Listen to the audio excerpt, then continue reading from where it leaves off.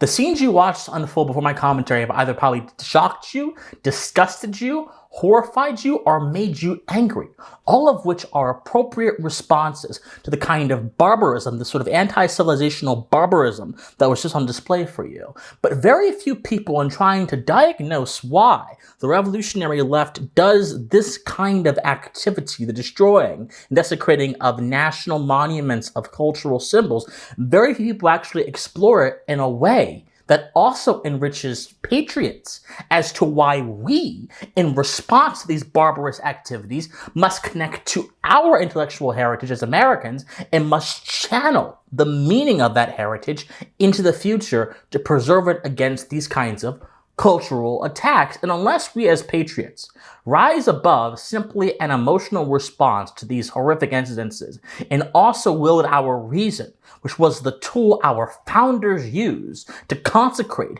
this great ode to the human spirit, this great exemplar of individual potential that we call modern day America, we will never truly beat these people, nor will we ever truly understand them. And in this video, I'm going to give you the tools to do just that. But before we begin, my friends, hello, I am your host, Christian Watson. Thank you so much for being here. If you enjoy social or political commentary with a philosophical bent, I would implore you, please subscribe to this channel, like this video, share this video. Our message is so important because it is missing from the public conversation. And so the more you help get this video out here, the more you not only help me, which I am appreciative of, but more important than me, you actually help the nation that we as Americans all love and we all live in. We help the nation become stronger because people will begin to have more stronger defenses of our country. So I would appreciate you guys doing all of that. And I would also appreciate you guys engaging with me in the comments. You don't have to agree with me. I only ask you to listen and to consider what I am saying on the merits of what I'm saying and by no other standard. Now, onto the video. So, the video I showed you guys before this one started was a video of a group of pro-Hamas, pro-Palestinian, whatever you want to call them, protesters, desecrating the statue of General Rockenbach, who was a Frenchman general who assisted America during the American Revolution. And there were a lot of commentators that focused on this one single instance and honed in on it and said, oh my gosh, isn't this so horrible? Look at what happened. Now, of course, it is so horrible. But my gripe with this kind of analysis is that this is a sort of tunnel vision analysis that is limited in its ability to fully assess what you are seeing.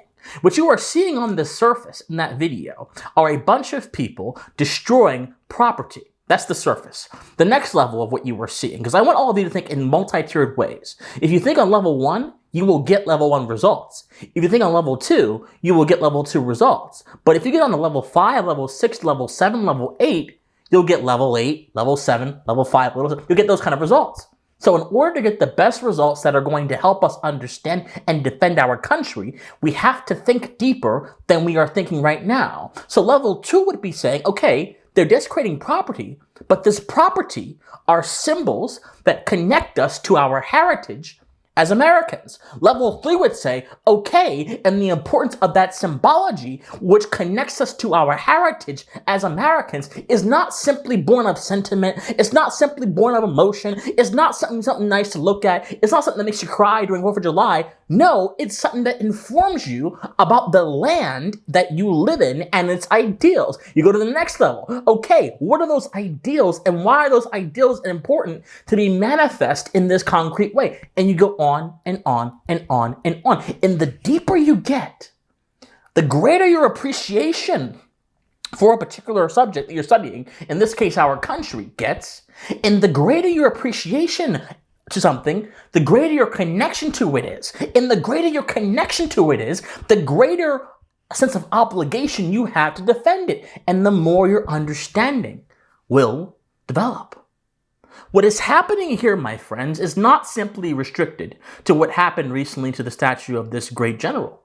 Because these protesters were in a place called Lafayette Park in Washington, D.C. Now, Lafayette Park is named after the great general, Marquis de Lafayette, who was a general during the American Revolution, who was a Frenchman, a French aristocrat, who came over to America, had a close relationship with Benjamin Franklin and Thomas Jefferson, who witnessed the sort of christening of the American new political order, which was based on contract and the spiritual value of man, as opposed to, as it was in France, status and bloodlines and caste that had no respect for man's created element, nor his moral element, the moral element being right. He witnessed this, and it transformed his old world mind into thinking in a new world way, and he became almost fundamentally American in his thinking. Now, the importance of General Lafayette cannot be overstated. He was someone who not only witnessed this, but he himself contributed to the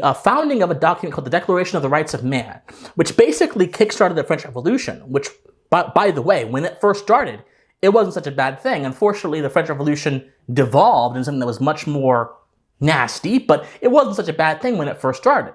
But he kickstarted the French Revolution with this statement of natural law and natural rights.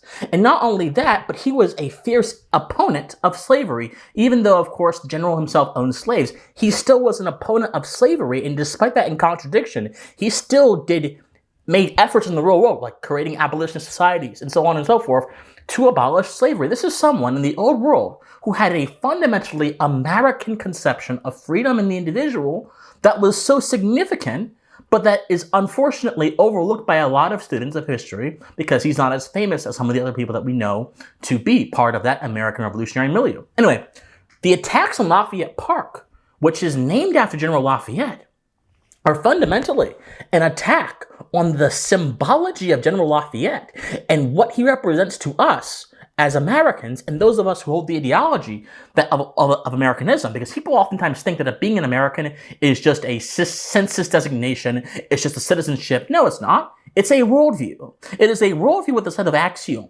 And those axioms state very specific things. Those axioms state that reason is a value and it's a tool for man to use to refine his social relationships. Those axioms state that natural law, objective truth are the metrics by which social and political order must be ordered, not by the whims of a king, not by the whims of a social tyrant or a political tyrant, not by the whims of any person. There is something out there that we can discover and translate into the social realm that will impact how our government is. The axioms of America say that popular sovereignty, consent, these things are the legitimizing factors of any political order, so on and so forth.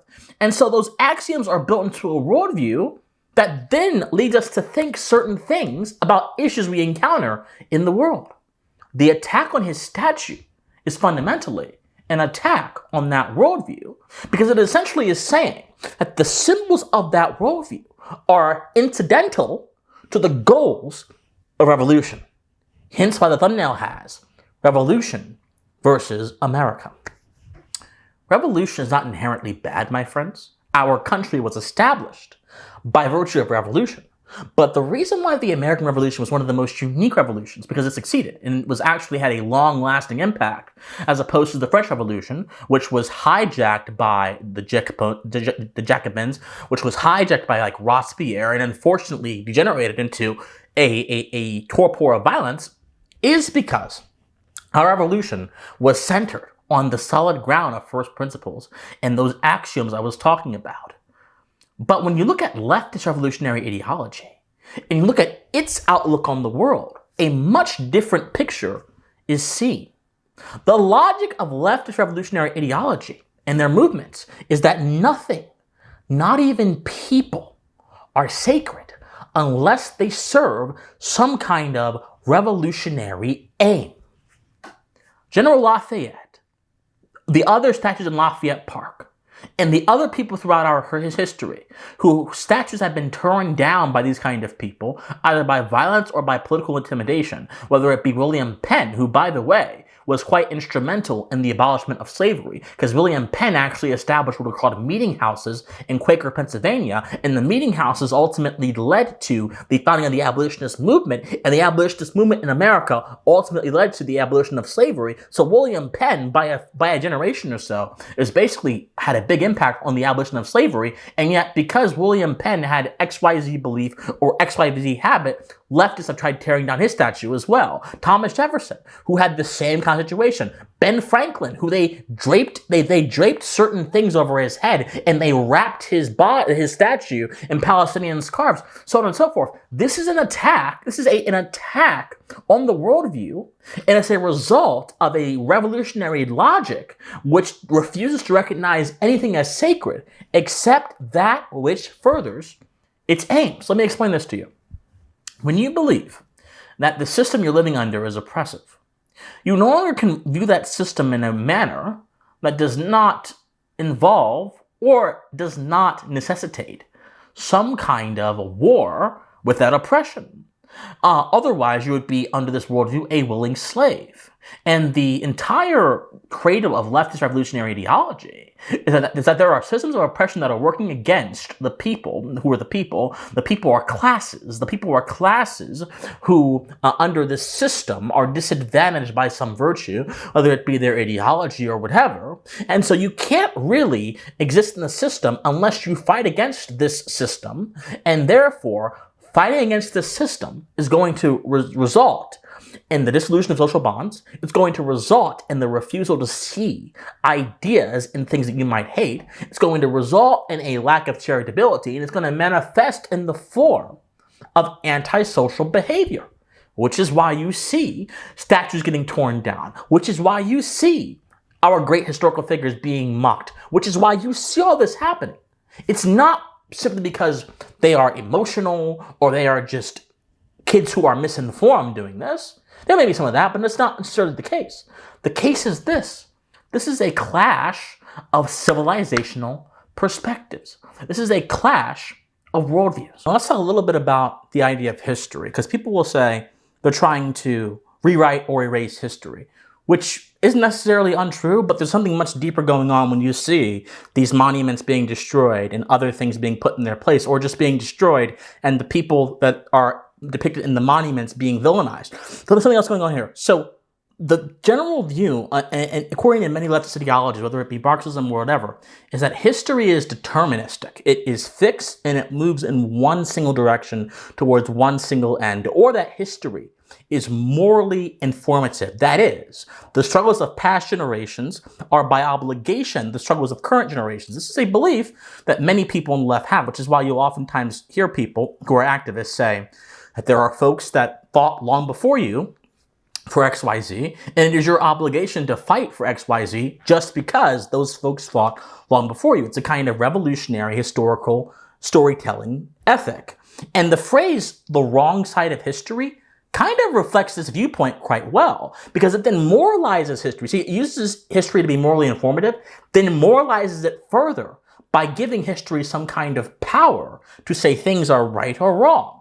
Now, history is just a record that is written by people. It is not some kind of moral engine that guides us, nor should it be. Because if it was some kind of moral engine that guided us, we would no longer be basing our morality on things that we can deduce through reason or through objective principles. We'd be basing our morality on the behavior of people that came before us, which may in all reality be bad or good depending on the inherent qualities of that behavior. But according to the revolutionary leftists, history is deified and moralized in this way.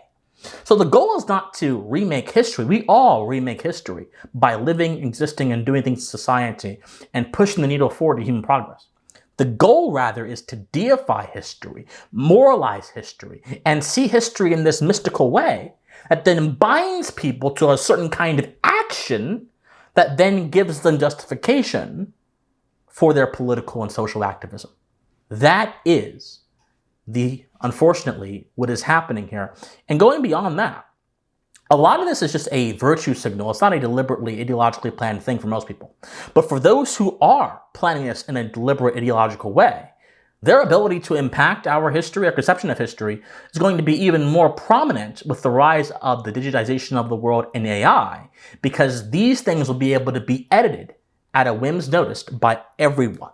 And that should frighten us all. But the revolution wants to tear down these statues, because the more a people are connected to their history by virtue of reference points, by virtue of symbols, by virtue of concrete things, the less they are willing to reject their history or entertain falsehoods about their history, or entertain, most importantly, revision about their history.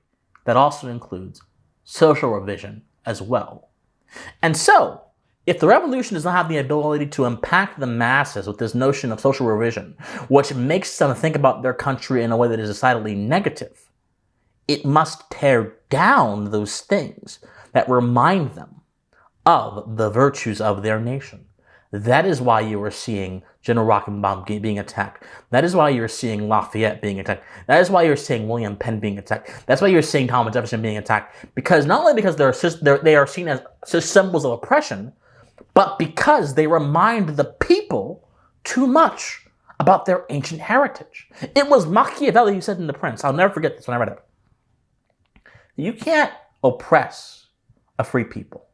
You can't manipulate a free people. He said, if a free people recognize their ancient liberty, you have to kill them. You have to destroy them, in his words. Now, this is simply a different variation of that tactic.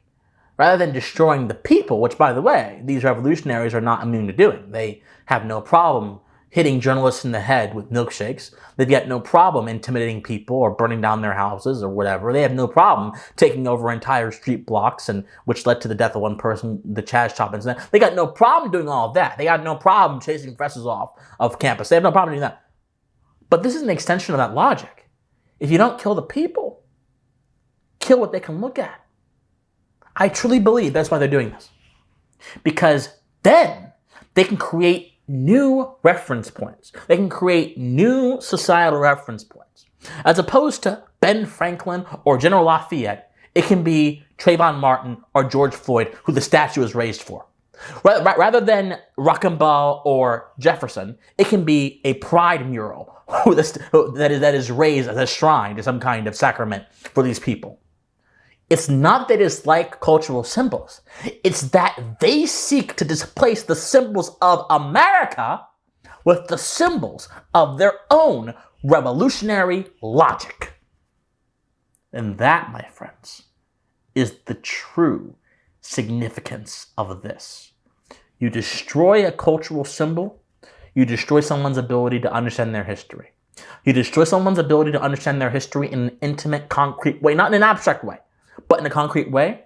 You then open up the door to allowing other interpretations of history to enter into the bloodstream.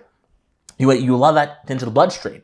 You can then create new shrines and new idols and new things that inform people about a reality that is not the case, or about a past that is not the case. And we've seen this happen so much. That's why it's important for all of us to understand our history as Americans, to understand the importance of these statues, and to reject the abstract attempts that are rooted in so many of these different buzzwords, like fighting colonialism or fighting for our democracy, which is an abstract term, which has no relation to reality beyond what it is meant to have, by rhetoricians who seek to gin up your emotions and confuse your understanding of political concepts to produce an aim in real life. Instead of allowing these new gods to prop up and to infect our minds, we ought to continue looking at the old symbols of our nation that have served us well, and allow the principles that those symbols embody and the history those symbols embody to be our guiding star, to be our North Star.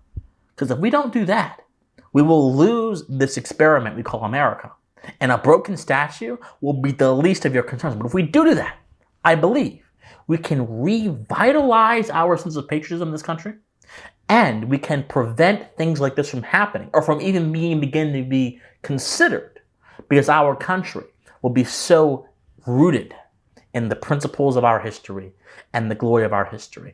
I think we can do it, but it's going to ultimately be up to you and what you do my friends. Don't bow to the revolutionary left. Reject them and embrace good old-fashioned Americanism. My friends, like, comment, share, subscribe, do whatever you can to get our message out there. If you want to support me, you can also, of course, donate to me. All that will be in the comment section down below. My friends, study history, study philosophy, remain morally convicted, and please stay pensive. Bye, guys.